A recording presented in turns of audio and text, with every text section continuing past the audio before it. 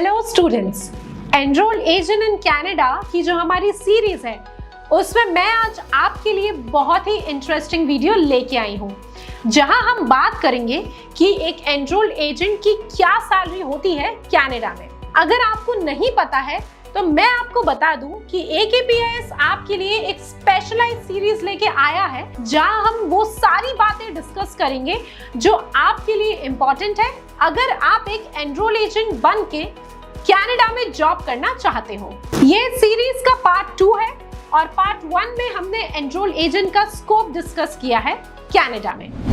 अगर आपने वो वीडियो नहीं देखी है तो अभी जाके देख लें, जिससे आपको आगे की वीडियोस देखने में और भी मजा आएगा एंड हेल्प मिलेगी। तो चलिए बात करते हैं कि अगर आपने एनरोल एजेंट का एग्जाम पास कर लिया है और अब आपको एक अच्छी और स्टेबल जॉब चाहिए तो कनाडा एक बहुत ही अमेजिंग ऑप्शन है।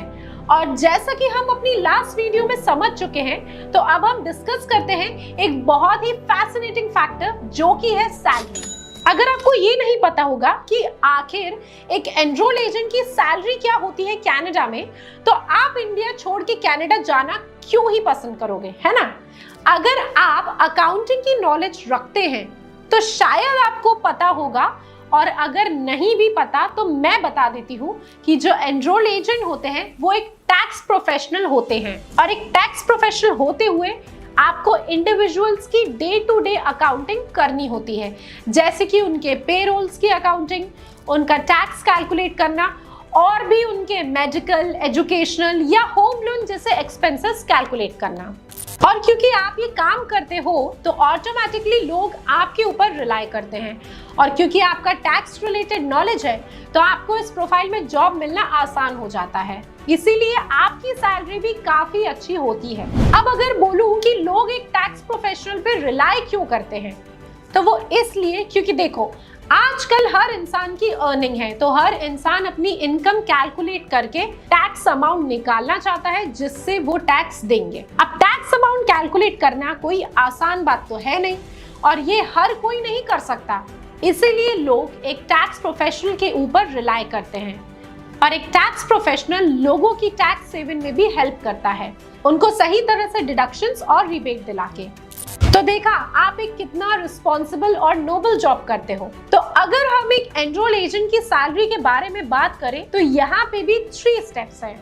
जैसे ही आप अकाउंटिंग की दुनिया में एंटर होते हो, आप सबसे पहले एंट्री लेवल यानी कि एज अ फ्रेशर काम करते हो, but with a decent salary. लेकिन जैसे ही आपका एक्सपीरियंस बढ़ता है, आपकी सैलरी भी बढ़ती जाती है। अगर हम इंडिया में देखें तो अगर आप 2 साल भी एज अ फ्रेशर काम करते हो तो बहुत ज्यादा सैलरी हाइक नहीं मिलती, लेकिन जैसे कि हम कनाडा की बात कर रहे हैं तो आपको ये सुन के बहुत ही सरप्राइजिंग लगेगा कि अगर आप एनरोल एजेंट का सर्टिफिकेशन लेके अगर 2 साल एज अ फ्रेशर काम कर लो तो आपको अच्छा खासा सैलरी हाइक मिल जाएगा, और आपकी एवरेज सैलरी होगी 50,000 to 60,000 कैनेडियन डॉलर, जो कि around 44 lakh rupees per year होगी। और ये तो मैंने बस एक एवरेज बताया आपको, बल्कि आपकी सैलरी इससे ज्यादा भी हो सकती है। Shocking, right? लेकिन यही एक्चुअल रियलिटी है। और जैसे ही आप सीनियर लेवल पे पहुंच जाओगे तो आपकी एनुअल सैलरी होगी $1,32,000, जो कि इंडियन रुपीस में 1 करोड़ से भी ज्यादा है। लेकिन यहाँ आपकी रिस्पॉन्सिबिलिटीज काफी बढ़ जाएंगी, बट देखा जाए तो ये आपके लिए अच्छा ही होगा, क्योंकि जितनी ज्यादा रिस्पॉन्सिबिलिटी होगी आपके ऊपर उतनी ही ज्यादा आपको रिकॉग्निशन और सैलरी मिलेगी। अब आप ये सोचेंगे कि कनाडा में इतनी ल्यूक्रेटिव सैलरीज क्यों हैं, तो उसका एक रीजन ये है कि कनाडा और यूएस के रिलेशंस बहुत अच्छे हैं, और यहाँ तक कि यूएस बेस्ड बड़ी बड़ी जो कंपनीज हैं जैसे कि एप्पल, वॉलमार्ट, अमेजॉन, उनके हेड ऑफिसेस भी कनाडा में हैं। तो इसका ये मतलब हुआ कि अगर आप कनाडा में जॉब करने का सोचते हैं और आपको बहुत ज्यादा करियर ग्रोथ मिल सकता है, क्योंकि आपके पास चांस है कि आप इन बड़ी बड़ी कंपनीज में भी काम कर पाओ। जॉब के अलावा भी जो कैनेडियन इंडिविजुअल्स यूएस में काम करते हैं उनका टैक्स भी तो यूएस डॉलर में ही कैलकुलेट होगा, और एक एनरोल्ड एजेंट होने के नाते आपको तो ये अच्छे से आता है, तो लोग उस काम के लिए भी आपको कांटेक्ट करेंगे।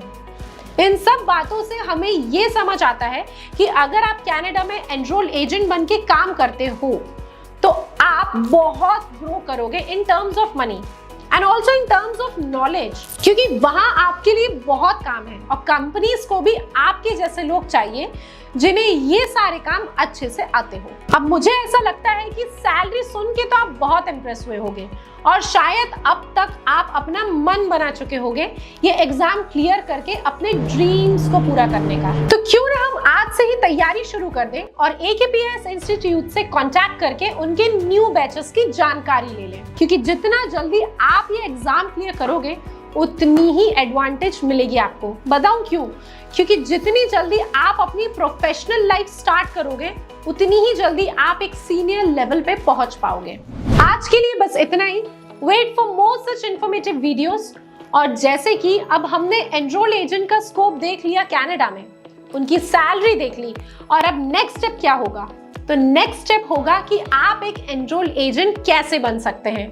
तो इस बारे में हम बात करेंगे अपनी नेक्स्ट वीडियो में।